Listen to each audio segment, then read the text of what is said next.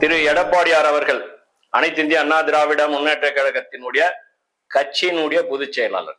இப்ப அவர் ஜாதகம் என்ன சொல்லுது? நான் நிறைய கொடுத்துருக்கேன் வலைதளங்கள்ல. இப்ப கூட நிறைய எம்ஜிஆர்லாம் சம்பந்தப்படுத்தி கட்சியினுடைய ஜாதகத்துல எப்படி இருந்தது, ஜெயலலிதா அம்மா அவங்களை சம்மந்தப்படுத்தி எல்லாம் கொடுத்துருந்தேன். கட்சி சிறப்பா இருக்கு. மீண்டும் சொல்லி இதை ஆரம்பிக்கிறேன். இன்றைய பொசிஷனுக்கு அவருக்கு ஜாதகங்கள்லாம் சிறப்பா இருக்கு. கட்சியினுடைய தலைமை பீடம் நல்லா இருக்கு. ஒரு ஜாதகத்துல எண்ணற்ற தலைவர்கள் வருவார்கள் போவார்கள்ங்கிறது ஒரு பொது விதி, அவ்வளவுதான். ஆனா அந்த கட்சி இன்னைக்கு 54 வருஷமா இருக்குன்னா எத்தனை கட்சிகள் அது பார்த்துட்டு வந்திருக்கும் சொல்லுங்க பாக்க. நிறைய கட்சிகள் உருவாச்சு. அந்த உருவான கட்சி எல்லாம் எங்க இன்னைக்கு இல்லையே.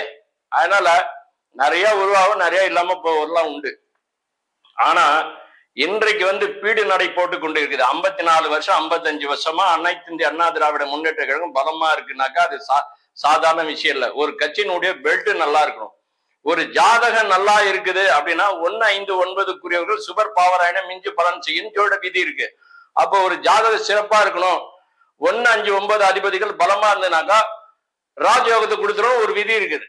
ஆனா எல்லாருக்கும் கொடுக்குமா? அதுதான் விதி. அப்ப இதை இவன் முடிப்பான் என்ற 5 அதை அவன் கண் விடல்ன்றான். அதாவது இதனால இவராலதான் அது முடிக்க முடியும் போது அந்த கிரகங்களுடைய பலம் இருந்தாதான் முடிக்க முடியும். சட்டில இருந்தாதான் ஆப்பைக்கு வரும். சட்டிலே இல்லைனாக்கா இங்க ஆப்பைக்கு வரும். அது மாதிரி ஒரு ஜாதகத்துல இந்த 1, 5, 9 நல்லா இருக்கணும். 1, 4, 7, 10 நல்லா இருக்கணும். இப்படி ஒரு விதி. இதை தாண்டி நீங்க அரசியல் பண்ணணும் அப்படின்னா சூரிய பலம் இருக்கணும், புதன் பலம் இருக்கணும், சூரிய பலம் இருக்கணும், புதன் பலம் இருக்கணும், செவ்வாய் பலம் இருக்கணும், குரு பலம் இருக்கணும்.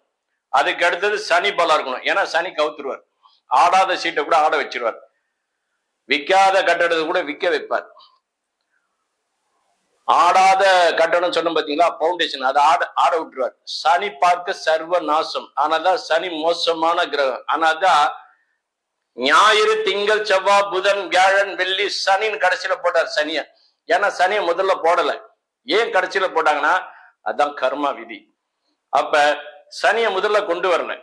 இதான் அமைப்பு. அப்ப சூரியன் இவங்க எல்லாம் கிங் மேக்கர். இவங்க எல்லாம் சிறப்பா செயல்படக்கூடியவங்க ஆற்றல். ஆனா அதை விட மோசமான சிறப்பா இருக்கிறத பூரா கவுத்து விட்டு போடுவார். யாரு? சனி. அதுக்குதான் சொல்லுவாங்க சனி வரவே கூடாது. சனின்னு ஒரு கிரகம் இருக்கக்கூடாது. சனியே இல்லைன்னா ஆயிலே இல்லைங்க யாருக்கும். சனி இருக்கணும். தப்பு செஞ்சா தண்டிக்கணும். அதுதான். அப்ப சனி ராஜயோகத்தை கொடுக்கறது சனிதான், கெடுக்கிறது சனிதான். அதுக்குதான் சனி கொடுத்தார் எவர் தடுப்பார். எதுக்காக நான் இவ்வளவு தூரம் சனியை பத்தி சொல்றேன்னா, சனி இவருக்கு சிறப்பான ஒரு ராஜயோகாதிபதி. இவருடைய லக்ன ராசி சொல்றேன் கேட்டுங்க. எடப்பாடியோட லக்ன ராசி அஸ்ஸ நட்சத்திரம், கன்னி ராசி, மிதுன லக்னம். மிதுன லக்னத்துக்கு 9 கூடிய பாக்கிய அதிபதி யாருன்னா சனி. அவர் அட்டமாதிபதியாவும் வராரு. அட்டமாதிபன் ஆயுள் காரகன், திட்ட கேந்திரம், திரிகோணமேடு, தொட்ட லக்னாதி பலம் பெற தீர்க்கமா இருந்துடலாம் விதி. அப்ப தீர்க்கமான ஆயுள கொடுக்கறதும் லக்னாதிபதியும் அட்டமாதிபதியும் 8 கூடன். இவரே 8 கூடனா வந்துடுறார் சனி. சனி இங்க டாப் லீடரா இருக்கிறார். சூப்பர். அப்ப இந்த லக்னத்துக்கு சனி யோகர். 1, 5, 9 யோகர். 1 கூடியார் யாரு? புதன். 5 கூடியர் யாரு? சுக்கிரன். 9 கூடியர் யாரு? சனி. இந்த எல்லாமே இந்த நெருக்கமா ஒரே அமைப்புல இருக்குது. அதனால இது யோகத்தை தான் கொடுக்கும். அதுக்கு அடுத்தது சூரியன் யாரு? திக்பலம் வாங்கி 10ல உட்காந்துருக்காரு. சுக்கிரனோட உட்காந்துருக்காரு. சுக்கிரன் உச்சத்துல இருக்காரு. அப்ப அவர் உச்சமான அமைப்புல தான் அவர் அரசியல் போயிருக்குது. அதனால சந்திரனை சூரியன் பாக்குறார், சூரியனை சந்திரன் பாக்குறார். இது எப்படின்னாக்கா பௌர்ணமி யோகம், சந்திர அதியோகம். இந்த மாதிரி யோகங்கள்லாம் கிட்டத்தட்ட ஒரு 1 லட்சம் ஜாதகம், 10 லட்சம் ஜாதகங்கள்லாம் 1, 2க்கு தான் அமையும். இவருக்கு அமைஞ்சிருக்குது ஒரு பெரிய ஒரு சிறப்பு. அதாவது இந்த பௌர்ணமி யோகத்துக்கே சொல்ற பாருங்க. கதிருடன் மதியம் கூடி கலந்தொரு ராசின்னு இருக்க. கதிர்னா யாரு? சூரியன். மதியம்னா யாரு? சந்திரன். கதிருடன் மதியம் கூடி கலந்தொரு ராசின்னு இருக்க. துதிபெறும் உலகில் சூட்சும கருவியாலும் அதிமித பாஷாணங்கள் அமைத்திடும் வல்லோனாகி விதியுடன் இருக்கும் இன்னொன் மேன்மையா அறிவுள்ளான் என்றார். சாதாரண அறிவு இல்லைங்க, பவர்ஃபுல்லான அறிவுங்க. அதை எப்படி பயன்படுத்தணுங்கிறது சமயோசித்த புத்தி இவருக்கு தெரியும். ஏற்கனவே புதன் யாரு? இவருக்கு சாதாரண ஆள் இல்ல. அவர் கிங் மேக்கர். அழகா எல்லா வேலையும் செஞ்சிருவார். அதாவது சைலண்ட் கில்லர் மாதிரி எல்லா வேலையும். எதிரியோட துருப்பு சீட்டு எப்படின்னாக்கா இவர் கையில வந்துடும் இயற்கையாவே.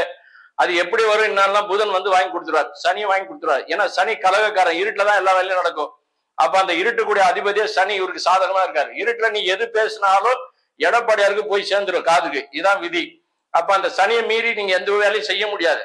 அதனால இந்த லக்னத்துக்கு சனி யோகரா இருக்கனால, இப்ப சனி வக்கரமா இருக்கனால இந்த லக்னத்துக்கு இப்போதைக்கு வக்கர சனி யோகத்தை செய்யும், உக்ர பலத்தை செய்யும்.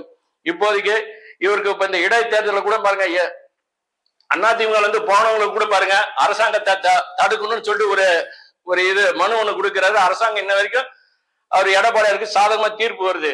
அப்ப எடப்பாடியாருக்கு சாதகமா இருக்குன்னு முதல்ல சொல்லிட்டா, குரு பயிற்சி அவருக்கு சாதகமா இருக்குது. அப்ப அவரு இன்றைய சூழ்நிலையில ஒரு ரிட்டு போடுறாரு, அவருக்கு சாதகமா போய் அமையுது. இன்னைக்கு அதிமுக வந்து போனவங்களை பூரா அவங்க தகுதி நீக்க செஞ்சுட்டேன், அவங்க வந்து இது மாதிரி எலெக்ஷன்ல நிக்க கூடாதுன்ட்டு நீதிமன்றத்தை நாடினாரு. நீதிமன்றத்தினுடைய வாயிலாக அவருக்கு ஒரு சந்தோஷத்தை கொடுத்திருக்கு. நீதிமன்றம் அவருக்கு சாதகமான தீர்ப்பு கொடுத்திருக்குது. அப்ப தீர்ப்பு சாதகமா இருக்குனாக்கா, ஜாதகம் நல்லா இருக்குனாதான் நீதிமன்ற தீர்ப்பு சாதகம் கிடைக்கும். ஜாதகம் நல்லா தீர்ப்புடைய நீதிமன்றம் எப்படி உங்களுக்கு தீர்ப்பு சரி பண்ணும்? அதனால தர்மமா இருக்கிறனாலதான் உங்களுக்கு நீதிமன்றம் உங்களுக்கு தர்மத்தின் வாயிலாக இந்த தீர்ப்பு கிடைச்சிருக்குது. அப்ப அவர் தர்மத்தை பின்பற்றாருன்னா ஜாதகம் பலமா இருக்குன்னு அர்த்தம். ஒண்ணு. இப்ப இடைத்தேர்தல்ல இப்ப இருக்கக்கூடிய இந்த அமைப்புகளை இன்றைக்கு இவருக்கு சாதகமா இருக்குது. இவருக்கு பாதகமான எந்த அமைப்பும் இல்லை. அதனால இவருக்கு சிவசக்தி யோகம் இருக்கு, பௌர்ணமி யோகம் இருக்கு, இந்த எல்லா யோகமும் இருக்கு. அப்ப இந்த 5, 9 சொன்ன பாத்தீங்களா, சுக்கிரனும் இவரும் புதன் வந்து எப்படின்னா லக்னாதிபதி, சுக்கிரன் வந்து 5 கூடையவர். அப்ப இப்போதைக்கு லக்னாதிபதி தான் தசை நடத்துறாரு புதன். யார் புத்தி நடத்துறாங்கன்னா சுக்கிரன் புத்தி நடத்துறாரு. ஆனாதான் இவருக்கு வெற்றி மேல வெற்றி கிடைச்சிக்கிட்டே இருக்கு. நீங்க நினைக்கிற மாதிரிலாம் கிடையாது. இவருக்கு இறைவன் உச்சாணி கொம்புக்கு கொண்டு போறான் பாருங்க. இவர் பாருங்க, என்ன எல்லாருமே நினைச்சிட்டு இருக்கீங்க. இப்ப இவருடைய அரசியல் ஸ்டைல இப்ப மாறும். சனி இப்ப வக்ர நிலையில உக்ர பலனை கொடுக்க போறார். எப்படி கொடுக்கிறார் பாருங்க. இந்த உள்ள இருந்து வெளியே சென்றவர்கள் இருக்காங்க இல்லைங்களா, அவங்களே வந்து அதிர்ச்சி அடைகிற மாதிரி ஒரு ராஜயோகத்தை இப்போதைக்கு திரு எடப்பாடியார் அவர்கள் சந்திப்பார்.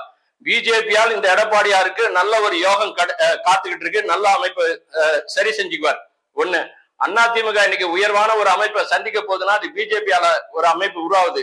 பிஜேபி உங்களுக்கு ஒரு நட்புன்றனால இந்த இவருடைய ஜாதகமும் கட்சியினுடைய ஜாதகமும் இன்னைக்கு நல்ல ஒரு பவுண்டேஷன்ல போயிட்டு இருக்கனால அதிமுகவுடைய வெற்றியும் பிஜேபி வெற்றியும் ஒன்னாவே இன்னைக்கு இணைஞ்சு சேர்த்தால கட்சியினுடைய பலமும் கட்சியினுடைய பவுண்டேஷன், அதாவது பிஜேபி பத்தி இப்ப பேச போறோம் பாருங்க. இந்த பிஜேபி எப்ப கட்சி ஆரம்பிச்சது, அதனுடைய அமைப்பு அதோடைய தாக்கமும் இன்னைக்கு நல்லா இந்தியாவில செயல்படுதுனாக்கா, இன்னைக்கு அந்த அமைப்புல இன்னைக்கு இவர் வந்து எடப்பாடியார் வந்து நல்ல சிறப்பான ஒரு அமைப்பை வந்து அதிமுகவுக்கு கொண்டு செல்வார், பறைசாற்றுவார். ஒண்ணு. ரெண்டாவது, கட்சிக்கு வந்து அதிர்ஷ்டம் உண்டு, எடப்பாடியாரால் உண்டு. இதான் ஒரு விதி.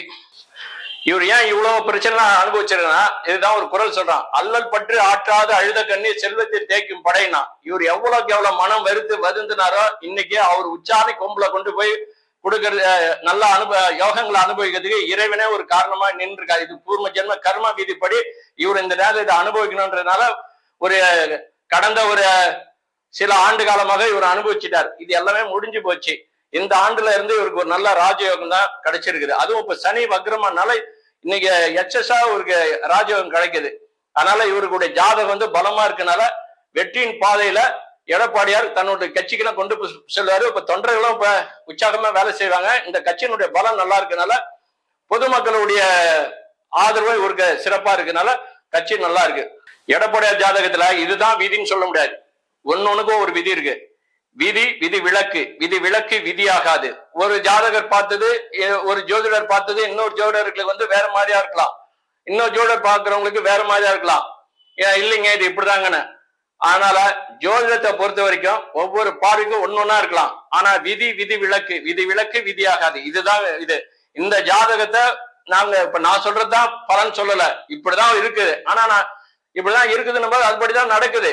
ஆனா எது உண்மையோ நீங்களே எடுத்துக்கலாம். இதுதான் விதி. இப்ப திரு விஜய் போட்டிருந்தேன், இந்த பிரச்சனை எல்லாம் வரும்னு ஆரம்பிச்சிருச்சு. மன்னர் தான், தலைவர் தான், கடவுள் தான், ஆண்டவன் தான். விதிக்கு எவரும் தப்புவதில்லை, காலத்தை எவரும் வெல்லுவதில்லை, இறைவனை தவிர. தீர்ப்பு கொடுக்கிறவன் ஆண்டவன். அது தீர்ப்பை எந்த இடத்துல கொடுக்குறா, எந்த இடத்துல நாம தண்டனைக்கு உள்ளாகிறோம் அப்படிங்கிறது தான் கர்மா. அப்ப பிராப்த கர்மா, நிஷ்கர்மா, துர்கர்மான் 3 விதமான கர்மா இருக்கு. அந்த கர்மாவுடைய செயலுக்கு தான் நம்ம வந்து பூமியில பிறக்கிறோம். இதுதான் விதி, நம்ம அனுபவிச்சு ஆகணும். நீதிமன்றம் நம்மளுக்கு தப்பா செஞ்சிருச்சீங்க, நீதிமன்றம் நம்மளுக்கு தவறா தண்டனை கொடுத்துருச்சீங்க அப்படின்லாம் சொல்றானாக்கா அதெல்லாம் கிடையாது. நீதிமன்றத்தினுடைய பார்வைக்கு நீ செய்தது தவறு, நீ செய்தது தர்மம், அவங்க பார்வைக்கு அவங்க பார்வையை கூட வர வச்சு சொல்றது இயற்கை தான், நாமளும் இல்ல, இதான் ஒரு விதி. அப்ப நீதிமன்றம் தன்னுடைய கடமையை அது செய்துன்னா இதுதான் தர்மம்.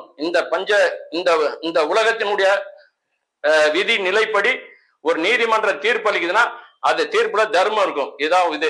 ஓம் நம சிவாய்.